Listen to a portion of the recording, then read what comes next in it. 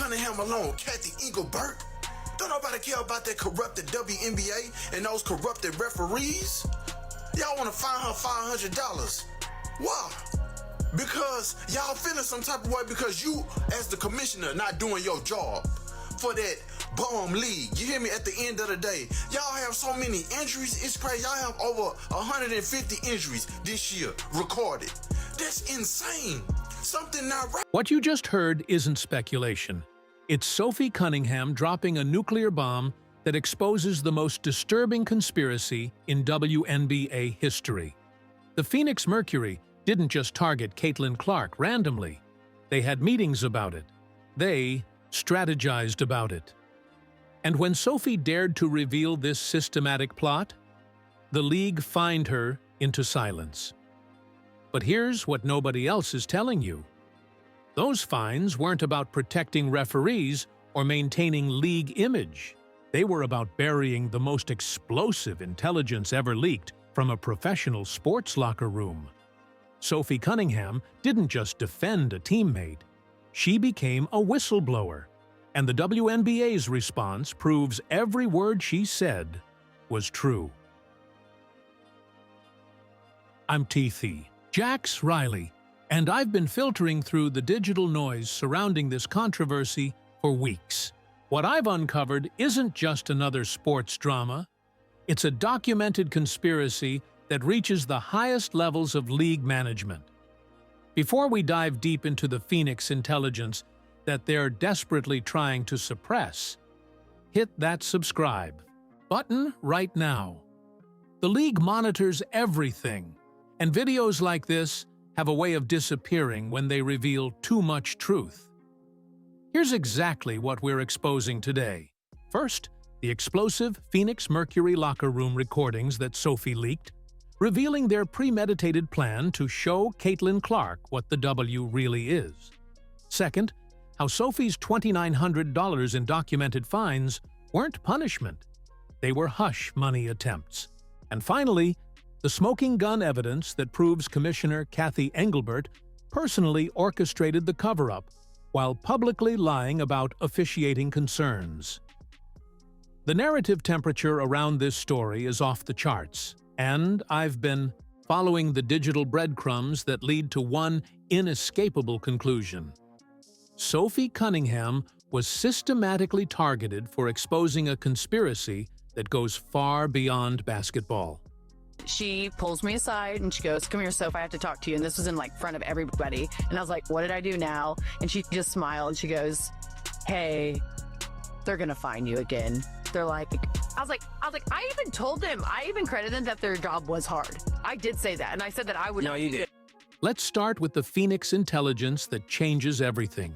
Sophie Cunningham revealed explosive insider information about premeditated targeting of Caitlin Clark during her podcast appearance.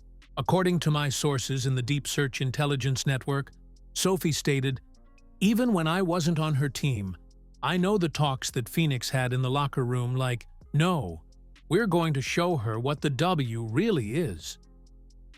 This isn't trash. Talk between competitors. This is documented evidence of systematic intimidation disguised as rookie hazing that escalated to dangerous levels. Sophie had access to these conversations because the WNBA operates like a small community where player intelligence travels between teams. But what makes this revelation explosive is the premeditation factor. The Phoenix Mercury didn't just decide to play physical basketball against Clark. They held strategic meetings about demonstrating what the W really is, a coded phrase that translates to institutional intimidation designed to break the league's biggest star.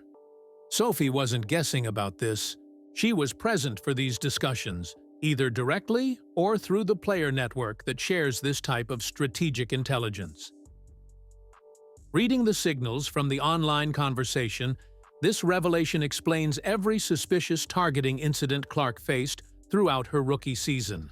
The excessive physicality wasn't spontaneous competitive fire. It was the execution of a calculated plan that Phoenix specifically designed and other teams adopted. But here's where the conspiracy gets deeper. Sophie didn't just accidentally leak this information during casual conversation. She deliberately chose to expose this intelligence during a podcast that reaches millions of listeners. She knew exactly what she was revealing and understood the consequences would be severe.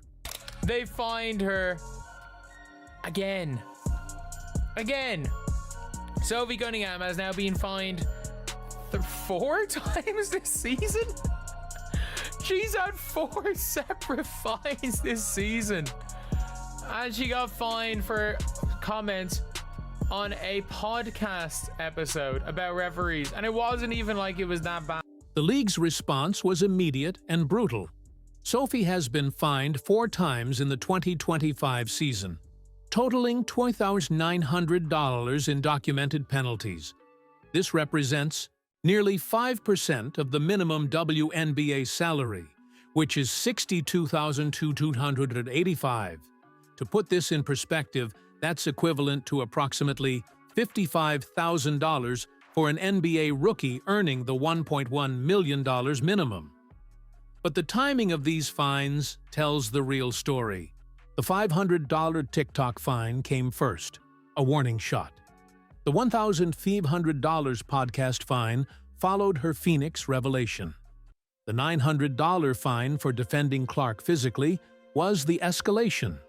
These weren't random penalties for rule violations, they were systematic. Financial pressure designed to bankrupt her voice. Okay, now let's get into rumor territory. Nothing is officially confirmed, but the online chatter is too loud to ignore. According to multiple sources analyzing the fine patterns, the WNBA implemented what intelligence analysts are calling calculated financial intimidation designed to silence dissent by exploiting the very pay gap players fight against. The league knows exactly what they're doing. They understand the economic vulnerability of players outside the absolute superstar tier. This isn't discipline, it's economic warfare. Sophie faces an impossible choice: stay silent about league failures or risk significant personal financial loss. But here's what Commissioner Engelbert never calculated. Every dollar stolen from Sophie's paycheck only fueled a rebellion that's exploding across the league. Sophie's Instagram following rocketed from 350,000 to over 1.6 million fans overnight after the Connecticut incident. Her TikTok jumped from 200,000 to 1.6 million followers with 13.6 million likes. The marketing value is estimated at over $1 million, according to STN Digital. All she said was talking about, the refs needing to protect. I'm pretty sure. Was it not for her saying the refs need to protect Caitlin Clark? I'm pretty sure it's what she essentially said. The refs need to protect Caitlin Clark. And Caitlin Clark said, finally someone did it. She basically talked about being the refs need to protect the face. The temperature of the online conversation reveals something extraordinary happening. Here, Sophie positioned herself as the designated protector of the league's biggest asset, and Caitlin Clark herself validated this role by responding, "Finally, someone did it." This wasn't just teammate support. It was institutional recognition that the WNBA's most valuable player needed a bodyguard against systematic targeting. Let me break this down for the narrative analysts in the audience. Caitlin Clark generates $11 million in endorsements, 601% merchandise growth, and 170% viewership increases. She's not just the face of the league, she's the economic engine keeping the entire operation viable. Yet the Phoenix conspiracy specifically targeted the source of the league's newfound financial success. Sophie didn't just defend a teammate. She protected a billion-dollar investment that was being systematically sabotaged by internal conspiracy. And when she revealed this intelligence, the league punished the whistleblower instead of investigating the conspiracy. The official sources won't tell you this, but if you follow the digital breadcrumbs, a different picture emerges. Commissioner Engelbert publicly acknowledged officiating problems, stating, "We hear the concerns. Consistency is important. We're working on it." However, within weeks of this admission, Sophie was fined $1,500 for echoing these exact same concerns. This timeline exposes blatant hypocrisy that proves the fines aren't about content criticism, but about source control. The league admits problems exist, but punishes anyone brave enough to publicly demand solutions. It's a cycle of failure enforced by financial punishment. If you're connecting these dots like I am, smash that like button. We're building a community of narrative analysts who see through the league's curated image. It wasn't that long ago that Sophie Cunningham made this little TikTok video. And in said TikTok video, and you can see right here, this was July 23rd, she put this up and said she got fined $500 by the WNBA for criticizing the ref. Uncommon for coaches or players to get fined in a professional league when talking about officiating.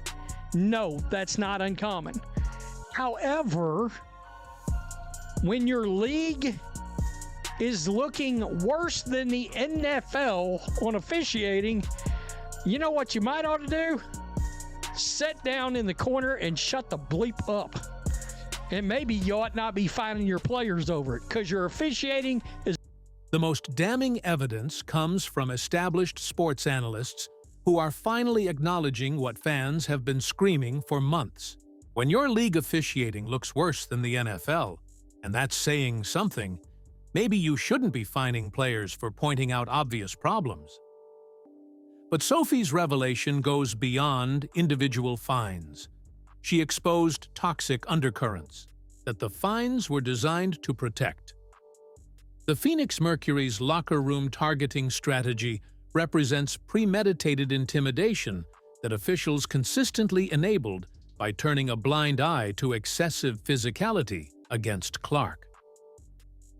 Sophie dared to name this conspiracy, and the fines created a climate of fear extending far beyond her individual case. Her teammates' reaction to the $2,500 penalty, nervous whispers asking, "What did she say now?"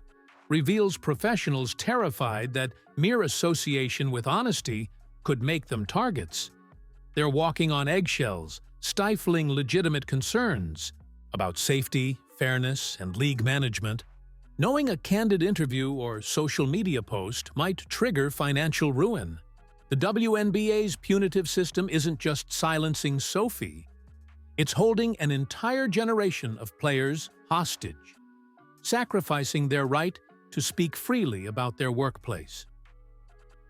After 6 years of anonymity, Sophie Cunningham has suddenly become a superstar this season. Why? How did she accomplish the previously unachievable?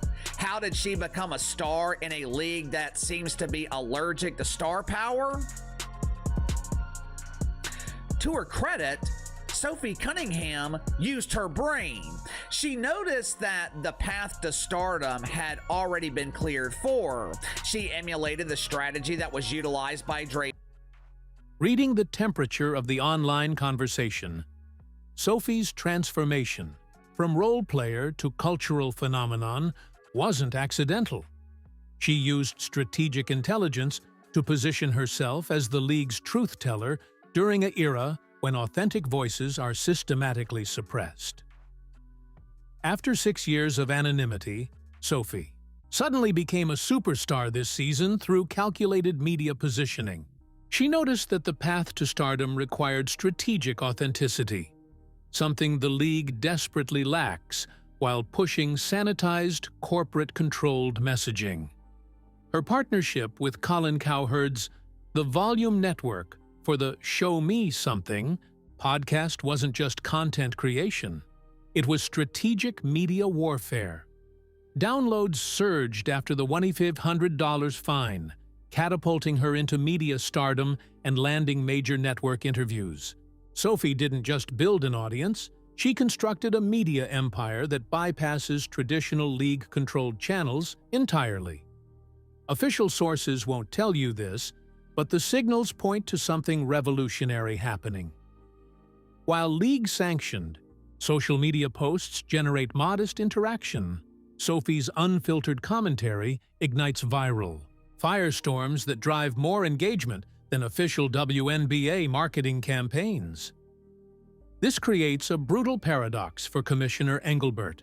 She needs the organic groundswell moments that truly break through into mainstream sports conversations, but those increasingly orbit around Sophie's fearless commentary and the league's clumsy reactions to it.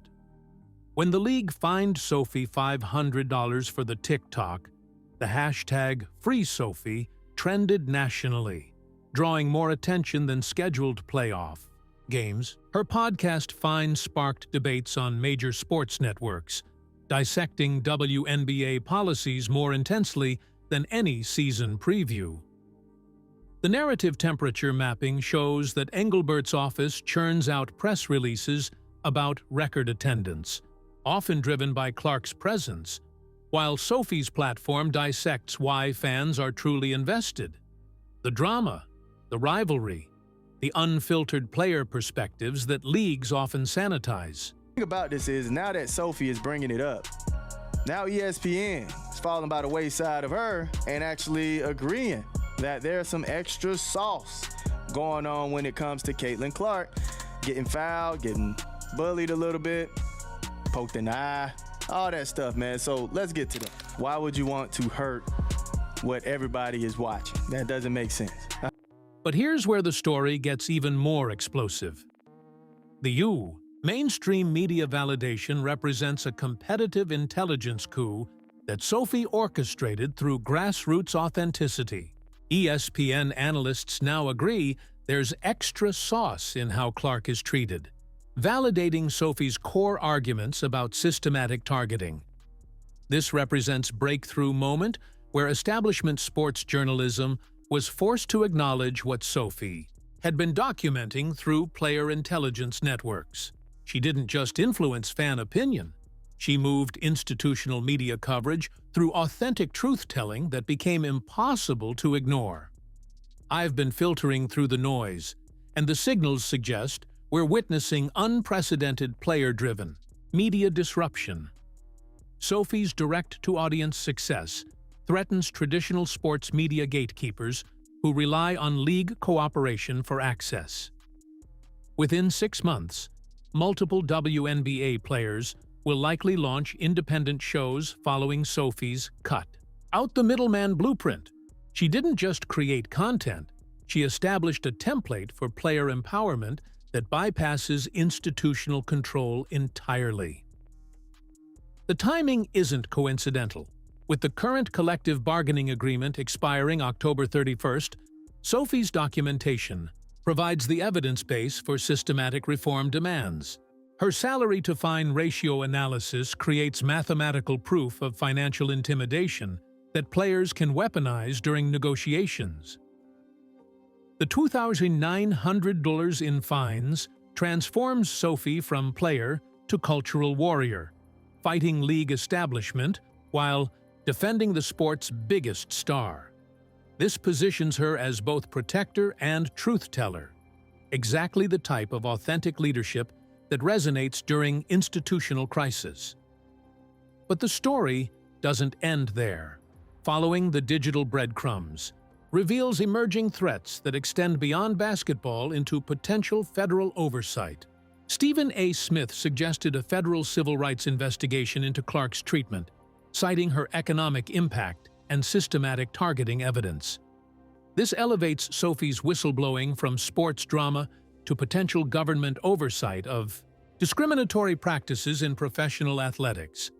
Her intelligence documentation could become exhibit evidence in federal investigations that transform league operations permanently.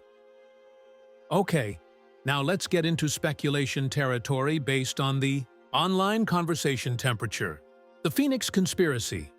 Sophie exposed represents just the visible layer of systematic issues embedded throughout league culture. Multiple teams likely adopted similar targeting strategies after Phoenix demonstrated the template. Sophie's revelation about teammates' nervous reactions suggests the intimidation infrastructure extends into systematic suppression of player voices across the entire league. This isn't isolated incidents. It's institutional culture designed to maintain control through fear.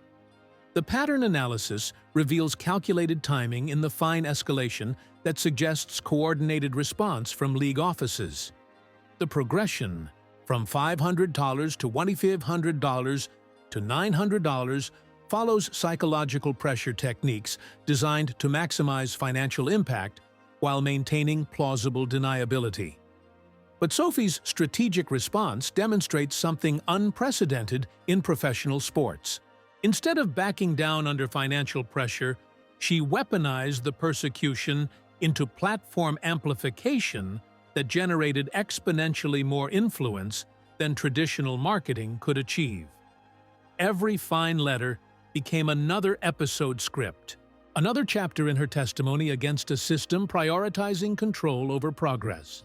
The league tried to mute her with dollars, but each penalty only amplified the signal, proving that authenticity armed with facts and strategic wit is unstoppable against institutional inertia.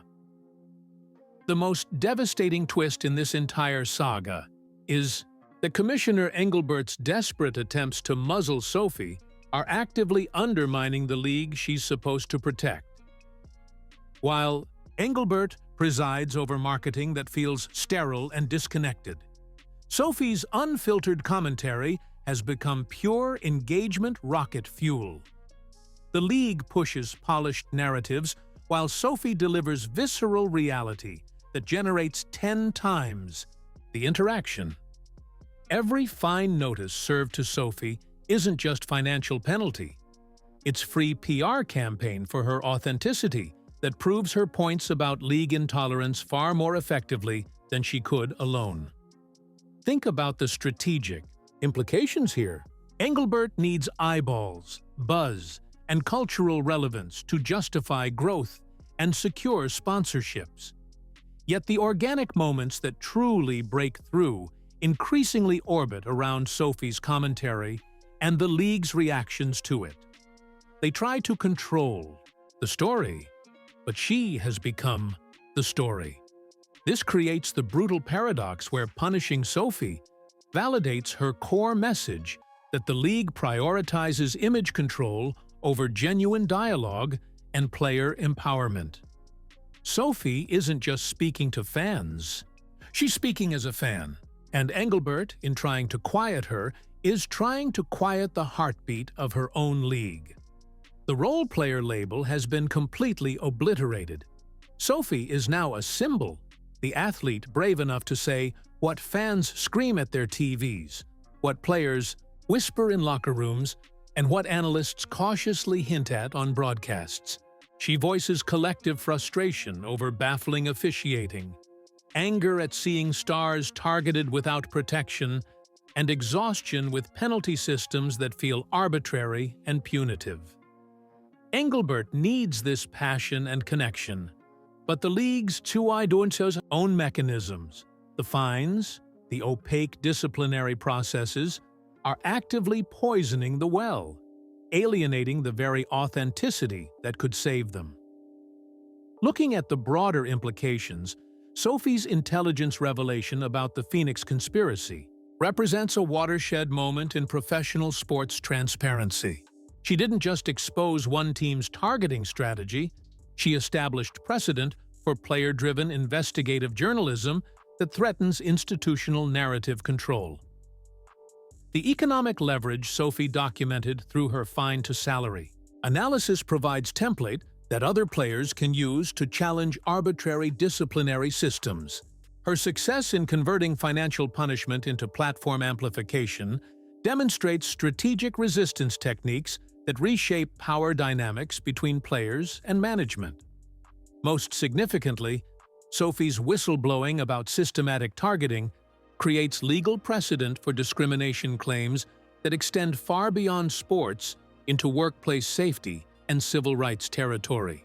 Her intelligence documentation could catalyze federal investigations that transform how professional sports leagues handle player safety and institutional intimidation. The Phoenix conspiracy Sophie exposed wasn't just about basketball strategy. It was about institutional control mechanisms designed to suppress the league's most valuable asset. When Sophie revealed this intelligence, she didn't just defend Caitlin Clark. She challenged the entire power structure that enables systematic targeting of players who threaten established hierarchies. We're witnessing something unprecedented in professional sports, a role player using strategic authenticity and intelligence documentation to challenge institutional power while building independent media empire that rivals league-controlled narratives. Sophie Cunningham didn't just get fined for supporting Caitlin Clark. She exposed a conspiracy, became a whistleblower, survived systematic financial intimidation, and emerged as the most authentic voice in women's professional sports. The Phoenix plot she revealed represents just the beginning of what's possible when players refuse to stay silent about institutional failures. Sophie's success in converting persecution into platform demonstrates that authenticity armed with intelligence can overcome any amount of financial pressure. But this story isn't over. With collective bargaining negotiations approaching and federal investigation possibilities emerging, Sophie's documentation could reshape professional sports permanently. The intelligence she leaked about Phoenix targeting strategies has already forced mainstream media acknowledgement and regulatory scrutiny. What do you think about Sophie's transformation from targeted player to media empire builder? Are you ready to support authentic voices that challenge institutional control? Let me know in the comments below. If this investigation opened your eyes to the systematic issues Sophie exposed, share this video before it gets buried by league pressure. Subscribe now because Sophie's next revelation could drop any minute, and you don't want to miss the intelligence that could transform women's professional sports forever. The WNBA tried to silence the truth with $900 in fines. Instead, they created the most powerful, authentic voice in sports media. Sophie Cunningham didn't just survive the conspiracy. She exposed it, documented it, and weaponized it into institutional change. Stay connected to the narrative analysts community, because this is just the beginning of what happens when players refuse to stay silent about systematic targeting and institutional intimidation.